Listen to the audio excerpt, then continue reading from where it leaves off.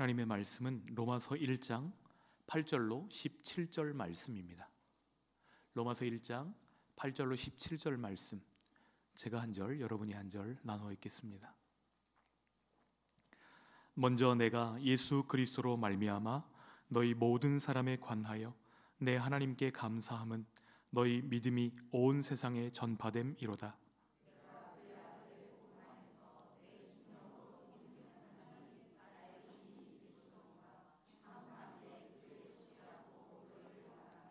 어떻게 하든지 이제 하나님의 뜻 안에서 너희에게로 나아갈 좋은 길 얻기를 구하노라.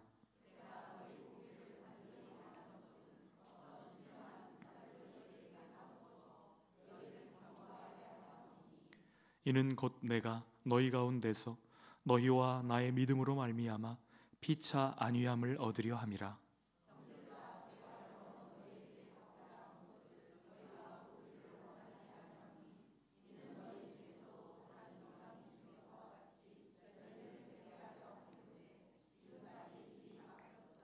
헬라인이나 야만인이나 지혜 있는 자나 어리석은 자에게 다 내가 빚진 자라.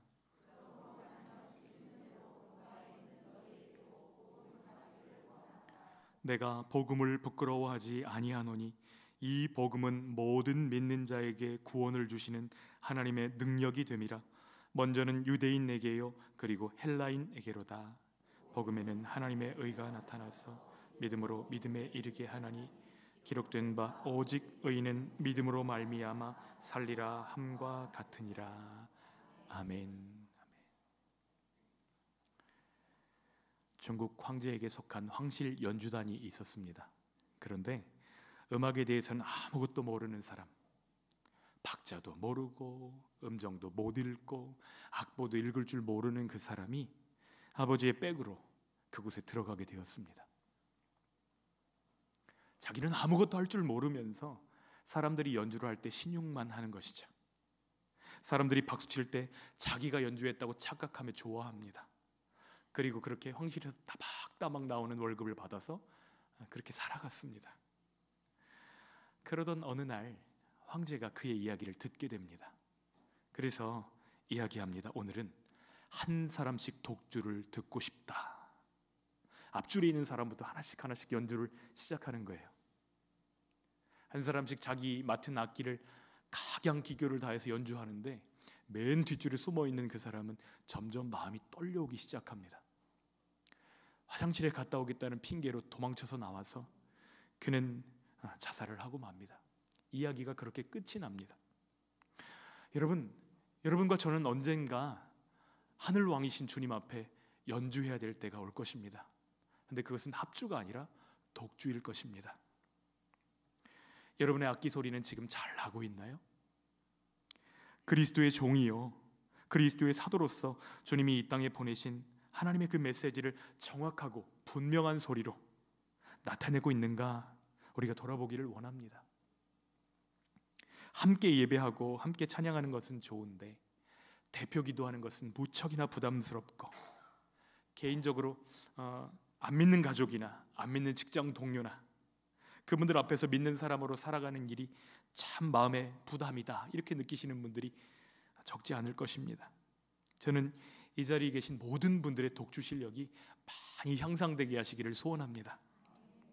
오케스트라 틈에서 연주하는 신용만 하는 가짜 믿음 말고 내 안에도 다른 사람들에게도 인정되는 복음의 능력을 소유하게 되시기를 축복합니다. 우리는 하늘 왕이신 예수님의 특별한 사명을 부여받아서 이 땅 가운데 파견된 신하들입니다. 우리가 이 땅에 남겨진 이유는 이 땅이 좋아서가 아닙니다. 우리를 향한 하나님의 특별한 목적이 있기 때문입니다. 미안하지만 이 땅은 그렇게 매력적인 땅이 아닙니다. 우리나라가 전 세계 자살률 몇일까요? 반대로 거꾸로 1등인 것도 있습니다. 출산율. 좋은 곳이 아닙니다. 현재도 그렇고 미래도 그렇습니다. 그러나 이렇게 불안하고 불안정한 세상 가운데 우리가 왜 살아야 되죠? 우리를 향하신 하나님의 뜻이 있기 때문입니다. 우리가 전해야 될 메시지가 있고 우리가 기능해야 될 삶의 목적이 있기 때문입니다. 하나님이 우리에게 맡기신 삶을 잘 감당하려면 우리의 영혼이 믿음 안에서 잘 성장해야만 합니다. 그런데 먼 훗날 그렇게 되는 것이 아니라 오늘 그렇게 사시기를 축복합니다. 오늘 하나님 앞에서 살아낼 수 있는 바른 복음과 확실한 믿음으로 서는 것, 그것이 여러분을 향한 목회자의 소원이고 주님의 소원인 줄 믿습니다. 똑같은 복음을 믿고 사는데 어떤 사람들의 연주는 굉장히 다이나믹합니다. 열정적입니다. 영향력이 있습니다. 매력적입니다. 막 역동적으로 사역을 감당하시는 분들을 보면 와, 나도 저렇게 하고 싶다. 여러분도 그런 마음 드시죠? 우리가 용기가 부족해서 차마 우리가 그렇게 할 수 없을지라도 정말 기회만 되면 나도 저 권사님처럼 되고 싶다. 나도 저 장로님처럼 되고 싶다. 나도 저 선생님처럼 믿음으로 살고 싶다. 이런 소원이 우리 안에 있잖아요. 그리 되시기를 축복합니다. 그런데 어떤 사람은 그 반대로 나아갑니다. 교회 안에서 아멘, 할렐루야를 외칠 때에는 굉장히 용기 있게 외치지만 개별 독주에 들어가면 흔들거립니다. 그 모습이 분명하지 않고 힘이 없습니다. 눈에 띄지 않고 시시합니다. 무엇이 이 두 차이를 만들어내는 것이죠? 어떻게 하면 매력 있고 영향력 있고 감동적인 하나님의 자녀로 살 수 있을까요? 오늘 말씀은 우리에게 도전합니다. 복음의 능력을 경험하라, 이렇게 말씀하십니다. 한번 따라서 해주시겠어요? 복음의 능력을 경험하라. 복음 안에는 하나님의 의가 계시되어 있기 때문입니다. 아이들이 어렸을 때 놀다가 팔이 종종 빠지는 일이 있었습니다. 이렇게 막 들어주고 돌려주고 하면 팔이 쑥 빠지는데, 아이들이 소켓이 아직 완성되지 않으니까 팔이 빠지는데, 팔 빠지면 별것을 다 줘도 울음을 멈추지 않습니다. 하도 자주 빠지니까 이제 외과에서 알려주더라고요. 손을 이렇게 들어서 뒤집어서 딸깍 소리가 날 때까지 반복하십시오. 들어서 뒤집어서 딸깍 소리가 나서 들어가고 나면 울음을 멈춰요. 이 뼈가 빠졌을 때, 팔이 빠졌을 때 맛있는 과자 사주면 울음 멈출까요? 엄마가 와서 달랜다고 멈출까요? 멈추지 않습니다. 뼈가 제자리에 들어와야만 울지 않습니다. 그런데 여러분, 하나님과 우리 사이의 관계는 어떠신가요? 하나님과의 관계가 마치 탈구된 뼈처럼 관계가 이탈되어져 있는 사람들이 굉장히 많습니다. 과자나 장난감이나 그 어떤 것도 위로가 되지 않는 것처럼 하나님과의 위골된 관계가 제자리를 찾기까지 우리는 그 어떤 안정감도 누릴 수 없을 것입니다. 그런데 사람들은 이것을 잊기 위해서 별의별 장치들을 다 만들어내는 것이죠. 뼈가 제자리에 잡히기만 하면 과자 없어도 됩니다. 예쁜 선물 없어도 됩니다. 그냥 뼈가 제자리에 맞기만 하면 하하호호 웃을 수 있고 재밌게 놀 수 있습니다. 여러분, 우리와 하나님 사이의 관계가 그 자리, 하나님이 가장 기뻐하시는 그 자리에 딱 들어맞기만 하면 그때부터 우리는 하늘의 기쁨을 누리고 영향력 있고 능력 있는 복음을 가지고 살아가게 되는 것입니다. 하나님과의 바른 관계 회복, 그것을 한 글자로 의라고 부릅니다. 하나님 앞에 의롭다는 것은 하나님이 우리를 보실 때 너는 합격, 열심히 연습해서 점수를 따고 또 따고 또 따서 합격 점수 커트라인을 넘어서는 것이 아닙니다. 하나님이 인정하시는 의는 하나님과 우리 사이의 관계가 회복되는 것입니다. 하나님의 자녀로서 하나님 앞에 서는 것이죠. 하나님과의 바른 관계를 회복할 방법은 딱 한 가지밖에 없습니다. 복음을 믿는 것입니다. 16절에 그것을 말씀하시는데요, 함께 읽겠습니다. 내가 복음을 부끄러워하지 아니하노니 이 복음은 모든 믿는 자에게 구원을 주시는 하나님의 능력이 됨이라. 먼저는 유대인에게요 그리고 헬라인에게로다. 여러분, 사도 바울은 복음을 부끄러워하지 않습니다. 부끄러워하지 않을 뿐만 아니라 복음을 기뻐하고 자랑하고 복음의 능력을 누리면서 살아갑니다. 복음을 믿는 것만이 구원을 주시는 하나님의 능력이 된다, 이것을 알았기 때문이에요. 그런데 복음을 믿으려면 들어야 되고, 들으려면 누군가 전해주지 않으면 들을 수가 없는 것입니다. 그래서 하나님이 여러분과 저를 이 땅 가운데 남겨놓으신 거예요. 이 복음의 전달자로 살아달라고 우리에게 부탁하시는 것입니다. 그런데 바울처럼 그 복음을 매일매일 누리며 기뻐하고 즐거워하는 사람들이 있는가 하면 얼마나 많은 사람들이 이 복음을 과거의 경험으로 흘려보내고 있는지 모릅니다. 내가 옛날에 예수 믿었을 때 그때 참 마음이 평안했었지. 그때는 말이야 내가 막 날아다니는 것 같았어. 세상이 달라 보였어. 그때는 말이지 정말 하나님이 살아계신 것 나는 그것밖에는 없었어. 그런데 지금은 아니라면, 그때는 그랬지만 지금은 아니라면 복음을 놓치고 있는 것입니다. 복음은 과거의 경험이 아닙니다. 복음은 날마다 하나님과 나 사이의 관계를 바른 관계로 세워가는 하나님의 방식이고 도구입니다. 이 복음을 어떻게 대하느냐에 따라서 우리 크리스천의 삶은 아주 다른 삶을 살게 되어져 있는 것입니다. 그래서 바울은 로마에 있는 성도들에게 이 편지를 쓰고 있는 거예요. 먼저 나는 참 감사합니다 그러면서 감사하는 이유를 설명하기 시작하는데요, 6절에 보면 바울이 감사하는 이유가 나옵니다. 여러분은 하나님의 것입니다.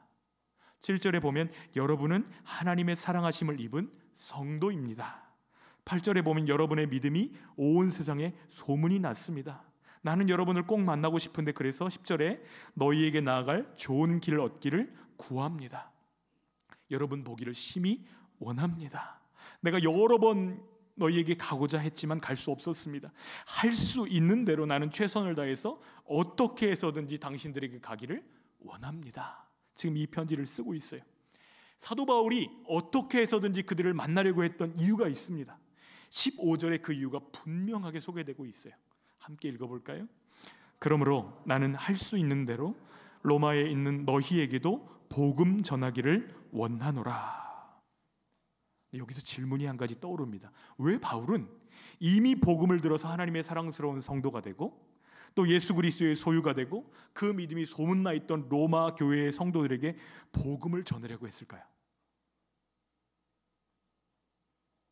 왜 복음을 전하려고 했을까요? 저는 이 질문 안에서 굉장히 중요한 도전을 하나 발견합니다. 복음은 과거형이면 안 된다는 거예요. 복음은 현재형으로 우리 안에 작동해야 됩니다. 매일매일 확인되어야 됩니다. 우리 가슴 속에서 이 복음이 자라가야만 됩니다. 벌써 로마 교회가 개척된 지, 이 로마서가 쓰여지고 있는 시점이면 20년이 지난 시점입니다.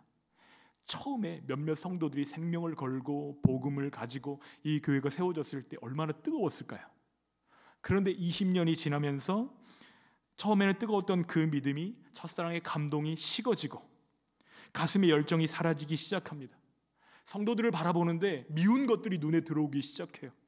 공동체를 보는데 약점이 눈에 보이기 시작합니다.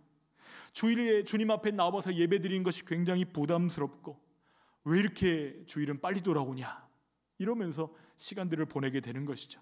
로마 교회가 그렇게 변해가고 있었던 것입니다. 어떻게 그것을 알 수 있느냐? 로마서 13장 12절로 14절 말씀을 보면 그 내용들이 다 나옵니다. 밤이 깊고 낮이 가까웠으니 그러므로 우리가 어두움의 일을 벗고 빛의 갑옷을 입자. 그러면 지금 그들이 입고 있는 옷은 무슨 옷이에요? 어둠의 옷이라는 거예요. 어둠의 그늘이 그를 덮고 있다는 것입니다. 사도 바울은 이것을 알았어요. 그래서 낮에와 같이 단정히 행하고 방탕하거나 술 취하지 말라 이렇게 이야기합니다. 그들이 뭔가에 취해 있다는 것을 알고 있었어요. 쾌락이든지 돈이든지 자신이든지 술이든지 그들은 거기에 취해 있었던 것입니다. 뿐만 아닙니다. 음란과 호색과 다툼과 시기가 성도들의 삶 가운데 끼어들어온 거예요. 여러분 왜 이런 편지를 써야만 하죠? 가슴 속에 복음을 향한 열정이 식어지고 퇴색되었기 때문입니다. 20년 전 복음을 만났던 그 자리에 그대로 머물러 있는 것이에요. 여러분 우리는 어떤가요? 우리가 예수님을 처음 만났던 그 자리에 머물러 있지는 않습니까? 그 자리에서 우리는 자라가야 됩니다. 그때보다 우리는 더 사랑이 커져가야 됩니다. 하나님이 기뻐하시는 열매를 더 많이 맺게 되어야 됩니다. 이것이 하나님의 기대이고 소원이기 때문이죠. 20년 전 사건을 계속해서 우려먹는 믿음은 하나님이 기뻐하시는 믿음이 아니란 말이에요. 그래서 사도 바울은 내가 당신들에게 가면 복음을 다시 알려주고 싶습니다. 이렇게 이야기하는 것입니다. 우리 그리스도인의 삶은 복음과 직결되어 있습니다.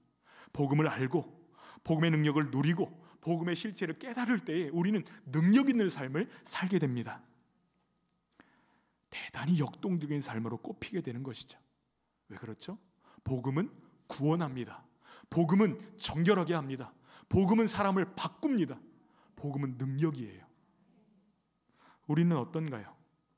복음을 알고 복음을 누리고 복음을 드러내는 삶을 살고 계십니까? 아니면 로마 교회 성도들처럼 복음의 능력을 모른 채 종교 생활을 이어가고 계십니까? 종교 생활 하시는 분들에게는 주님의 임재 이런 단어 별로 친밀하지 않습니다. 주님의 은혜, 십자가의 능력, 영생 다 마음에 와닿지 않는 먼 단어들입니다. 이런 성도들은 예수 그리스도만이 구원의 길입니다, 이렇게 이야기하는 것을 굉장히 부담스러워합니다. 우리 목사님은 생각이 좀 넓고 생각이 튀어있는 사람인 줄 알았는데 굉장히 편협하네, 오직 예수만 부르짖으면 이런 얘기를 듣습니다. 저렇게 독선적일 수 있나? 아니, 산이 있으면 산을 올라가는 길이 하나만 있는 건가? 이쪽으로 올라갈 수도 있고 저쪽으로 올라갈 수도 있고 진리가 다 통하는 거지? 이런 믿음을 뭐라고 부르죠? 다원주의 믿음이라고 부릅니다. 수많은 복음의 길이 있지만 그 중에 한 길이 예수다. 그러니까 많은 길 중에서 하나 정도로만 예수를 믿으니까 복음이 얼마나 그에게 시시한 내용이겠어요. 여럿 중에 하나이니 얼마나 시시합니까? 그러나 우리는 우리가 믿는 복음만큼 존귀한 삶을 살 수 있습니다. 왜 그렇죠? 복음은 구원을 주시는 하나님의 능력이기 때문입니다. 고린도전서 1장 18절 말씀 읽겠습니다. 십자가의 도가 멸망하는 자들에게는 미련한 것이요 구원을 받는 우리에게는 하나님의 능력이라. 아멘. 여러분, 십자가만이 구원 얻는 하나님의 비밀입니다. 예수 그리스도만이 생명 얻는 하나님의 오직 한 길입니다. 2005년에 미국 오클라호마 주에 털사라고 하는 주에 도시 5,000명 모이던 교회 하나가 녹아버렸습니다. 한 목회자가 부임을 했어요. 그런데 이 목회자는 지옥을 믿지 않는 목회자였습니다. 오자마자 설교를 시작해요. 여러분, 지금까지 지옥 가면 죽을까 봐 두려워하셨죠? 아닙니다. 속지 마십시오. 그런 지옥은 없어요. 하나님이 사랑이신데 설마 우리를 지옥에 보내시겠습니까? 그건 그냥 사람들 교회 오라고 겁주는 이야기입니다. 하나님이 사랑이신데 왜 우리를 지옥으로 보내요? 하나님은 모든 사람을 다 구원하십니다. 이렇게 설교하니까 그 다음 주에 놀라운 일이 벌어졌습니다. 성도들 중에 90%가 나오지 않았어요. 어떻게 되었을까요? 그 교회.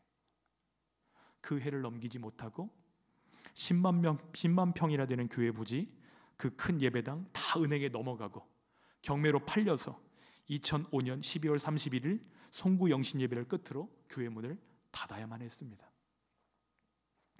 복음이 시시한 교회는 시시한 교회가 되고 예수님이 시시한 사람은 시시한 인생을 살아갑니다. 그런데 복음이 소중한 사람은 하나님께서 사도 바울처럼 우리를 사용해 주시는 줄 믿습니다. 우리의 가치는 내가 모신 예수 그리스도와 비례하는 거예요. 우리가 질그릇인데 질그릇에 보배를 가졌으니 그 보배가 우리의 가치를 결정하는 것입니다. 복음을 듣고 복음의 능력을 알기는 하지만 그 능력을 잃어버린 성도들이 너무 많습니다.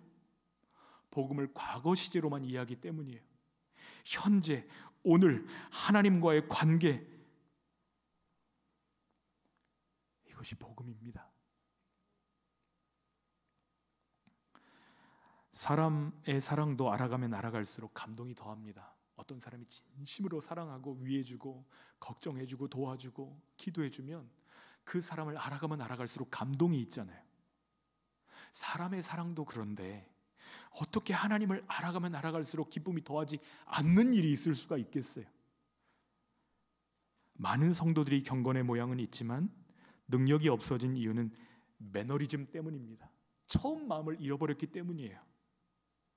저는 소주를 마시지는 않지만 정말 이름을 잘 지은 소주가 하나 있습니다.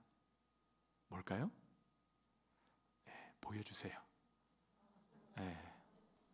이름을 정말 잘 지었습니다. 2002년에 이 소주가 출시가 되었는데요, 출시된 지 2달 만에 1,000만 병이 팔렸습니다. 사람들이 얼마나 많이 마셨는지를 알 수 있죠. 왜 그동안 마시던 소주 말고 이 소주를 붙잡았을까요? 사람들이 얼마나 초심을 잘 잃어버리는지 알기 때문입니다. 그래서 술잔을 기울이는 그 관계가 깨지지 않기를 바라는 마음으로 이 소주를 사서 먹었다는 이야기죠. 1000만 병 2달에요. 엄청나죠? 처음 마음을 다 잃어버린 사람들은 매너리즘에 빠지고 타성이 붙어서 뭔가를 섬겨도 힘이 하나도 없습니다. 변화도 없습니다. 심지어 그들은 이렇게 얘기합니다. 나도 다 알아요. 다 안돼요, 복음을. 그런데 현실에서 능력은 없습니다. 정말로 아는 것인가요? 아니에요. 모르는 것입니다. 복음의 능력이 머리에만 머물러 있지 이 가슴을 뜨겁게 태우지 못하는 것은 복음을 제대로 아는 것이 아닙니다. 지금 주님이 이 자리에서 내가 기도할 때 나의 눈물을 닦아주실 수 있고, 또 주님이 내가 넘어졌을 때 언제고 손을 내밀어서 나를 일으켜주시는, 나와 함께 하시는 주님이라는 사실, 이것을 우리가 깊이 알기를 소원합니다. 죄를 짓고도 마음의 양심에 가책이 없고 죄를 지으면서도 별로 두려움이 없다? 이거 복음을 아는 사람이 아닙니다. 형제에 대해서 부정적인 말로 헐뜯습니다. 그러나 그렇게 하지 않기를 간절히 소원합니다. 왜요? 우리가 헐뜯는 그 순간에도 예수님이 그 형제를 비적하고 계시기 때문이에요. 그 모습이 최종 모습이 아닙니다. 그래서 우리를 핍박하는 자, 억울하게 하는 자, 그들을 위해서 오히려 축복하라고 주님이 기도하시는 것입니다. 자녀들 앞에서 저 목사 진짜 나쁜 놈이야 이렇게 이야기하시면 안 됩니다. 그러면 그 자녀들 교회에 올 수 없어요. 우리가 평생 좋은 말, 착한 말, 격려하는 말, 이런 말만 해도 우리 평생이 금방 지나가 버린다는 이야기들을 많이 하잖아요. 문제가 무엇인가? 무엇이 잘못됐는가? 이런 거 분석하면서 우리의 삶을 낭비하지 않기를 소원합니다. 물론 그런 것들이 필요 없다는 이야기는 아니에요. 그런데 우리 삶을 무엇으로 채울까? 무엇이 중요한가? 이것을 더 많이 생각할 수 있기를 소원합니다. 주님, 이것이 문제입니다. 우리가 말하는 그 순간 주님은 이미 그것을 우리 안에서 해결해 가고 계신 줄 믿으시기 바랍니다. 주님을 향한 가슴이 식고 주님 주님 하면서도 어떤 일이 탁 벌어지면 갑자기 화가 불처럼 일어나서 내가 가만두지 않을 거야. 주님이 내 안에 계시는데도 주님 없는 것처럼 이렇게 살아가는 상태, 십자가의 은혜를 생각해도 눈물이 나오지 않고 십자가의 은혜를 바라보려고 해도 감격이 없는 상태, 이 상태가 복음을 잃어버리고 있는 상태입니다. 여러분, 십자가를 바라볼 때 바른 반응은 무엇이죠? 용기를 얻는 것입니다. 길을 잃어버릴 때 하나님이 나를 이만큼 사랑하시지, 이정표를 발견하고 하나님의 사랑을 만나고 그 자리가 십자가인 줄 믿습니다. 삶의 복음이 작동하지 않는 것처럼 안타까운 일이 없습니다. 그래서 복음이 필요한 곳은 교회 밖보다 더 교회 안에 필요하다고 바울이 편지하고 있는 것입니다. 너무나 많은 성도들이 복음의 본질을 잃어버리고 살고 있기 때문입니다. 사랑하는 성도 여러분, 우리 안에서 날마다 이 복음이 확인되어지기를 원합니다. 예수님이 나를 사랑하신다. 십자가에 죽기까지 나를 사랑하셔서 그 생명을 십자가에서 맞바꾸셨다. 나의 더러운 죄, 죽을 생명은 가져가시고 예수님의 생명을 나에게 부어주셨다. 이 사실을 날마다 확인하는 저희들 되어지기를 원합니다. 이 사실 때문에 감사하고 감격하는 하나님의 사람들 되시기를 축복합니다. 복음의 능력을 누리고 복음의 능력을 끼치려면, 우리가 그런 하나님의 사람으로 살아가려면 세 가지를 기억해야 됩니다. 먼저는 예수님을 바로 알아야만 합니다. 전도지에 쓰여진 글자 몇 글자 우리가 외우는 그런 수준의 알미 아닙니다. 예수님을 인격적으로 알아가셔야 됩니다. 예수님을 많이 아는 방법은 데이트를 많이 하는 것입니다. 우리 앞에 신동준 집사님과 정남 권사님이 앉아 계시는데, 아무리 예쁜 여자, 아무리 능력 있는 남자가 만났어도 1년에 한 번만 데이트하면 결혼할 수 있을까요? 없을까요? 네. 같이 오토바이도 타시고 벚꽃길도 달리시고 이렇게 하셔야 결혼할 수 있는 거 아닌가요? 그렇죠? 예수님과 우리의 관계도 마찬가지입니다. 자주 만나고 자주 얼굴 보고 그 복음을 확인하고 감사하고 사랑을 고백하고, 같은 방식으로 우리가 복음을 알아갈 때에 예수님을 개인적이고 인격적으로 깊이 알아갈 수 있는 것입니다. 지식적이고 논리적으로 아는 것 말고요, 예수님이 나에게 어떤 분이신지를 날마다 고백하십시오. 예수님은 나에게 생명이십니다. 예수님은 나에게 목자이십니다. 예수님은 나에게 길이고 진리고 생명이십니다. 여러분, 날마다 이것을 고백하십시오. 나의 연주소리로 이것이 고백되어지시기를 축복합니다. 또 예수님과 사랑의 관계를 누리셔야만 합니다. 과거에만 사랑했고 과거에만 그런 것이 아니라 오늘 그렇게 매일매일을 이어가는 저와 여러분 되시기를 축복합니다. 또 내 안에 계시는 예수님을 드러내야 됩니다. 왜 결혼식을 치르죠? 내가 책임 있는 관계로 이 사람을 사랑하겠다, 그 고백이 결혼식입니다. 내 안에 계시는 예수님을 드러내는 것 똑같은 의미이죠. 내가 책임 있게 예수님을 사랑하고 섬기고 따라가겠습니다, 이런 고백이에요. 우리의 믿음을 드러내는 것이 때로 불편하고 손해볼 때도 있습니다. 그런데 그렇게 하고 나면 아무래도 더 조심하지 않겠어요? 아무래도 더 주님 의지하지 않겠어요? 우리의 믿음이 더 견고한 믿음으로 서기를 원한다면 우리 안에 있는 복음을 드러내십시오. 합주를 멋지게 감당하려면 먼저 독주하는 방법을 배우셔야 됩니다. 우리가 함께 주님 앞에서 서려면 홀로 서는 방법을 배우셔야 합니다. 결국 우리가 세상 앞에 있든지 함께 찬양하고 예배하든지 우리는 하나님 앞에 단독자입니다. 하나님 앞에 예배할 때에 마음을 다해서 주님께 예배하고 하나님의 말씀 앞에 우리의 중심으로 반응하는 복음을 날마다 확인하며 사랑하며 누리며 고백하는 저 여러분 되시기를 소원합니다. 이 복음은 구원을 주시는 하나님의 능력이기 때문입니다.